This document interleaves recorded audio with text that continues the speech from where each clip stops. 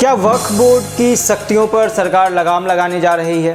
क्या केंद्र सरकार कोई संशोधन बिल पेश करने जा रही है, और यदि ऐसा है तो इससे क्या क्या बदलेगा और क्या होता है वक्फ बोर्ड?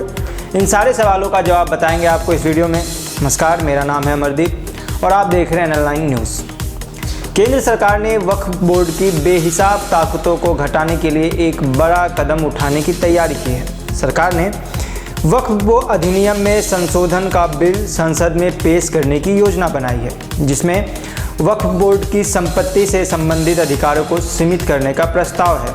इस संशोधन में वक्फ बोर्ड को किसी भी ज़मीन को अपनी प्रॉपर्टी बताने और उस पर कब्जा करने की पावर को कम किया जाएगा। तो सबसे पहले जानते हैं कि आखिर ये वक्फ क्या है। वक्फ अरबी भाषा के वक़ुफ़ा शब्द से आया है, जिसका अर्थ है ठहरना। यह एक धर्मोर्थ व्यवस्था है जिसमें इस्लाम को मानने वाले किसी संपत्ति को जन कल्याण के लिए समर्पित किया जाता है। इस संपत्ति को वक्फ बोर्ड के तहत लाया जाता है, जो इसका प्रबंधन और उपयोग करता है। तो अब कौन दे सकता है डोनेशन, उसके बारे में जानते हैं।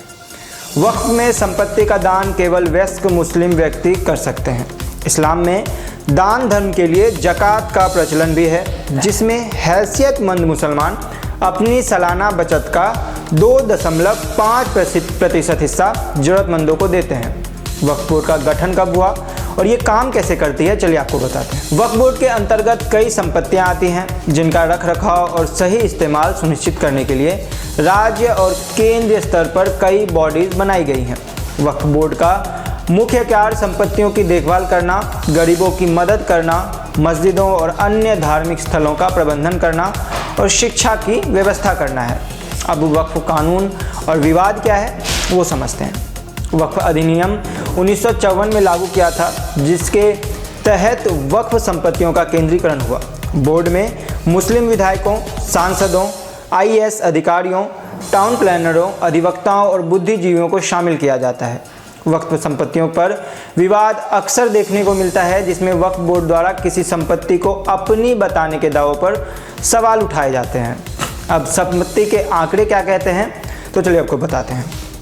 वक्फ मैनेजमेंट सिस्टम ऑफ इंडिया के अनुसार देश में करीब 8,55,000 से ज़्यादा संपत्तियां वक्फ के अंतर्गत हैं। सेना और रेलवे के बाद वक्फ देश का तीसरा सबसे बड़ा भूमि मालिक है, जिसमें उत्तर प्रदेश में सबसे ज़्यादा संपत्तियां हैं।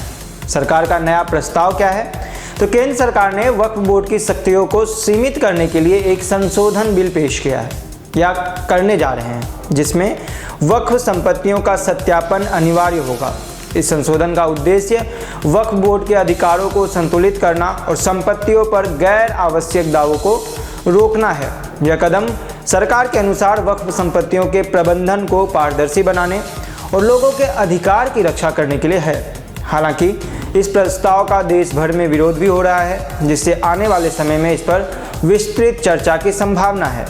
तो कैसी लगी ये खबर, हमें कमेंट करके ज़रूर बताएं और बाकी की खबरों के लिए देखते रहिए NL9 न्यूज़। धन्यवाद।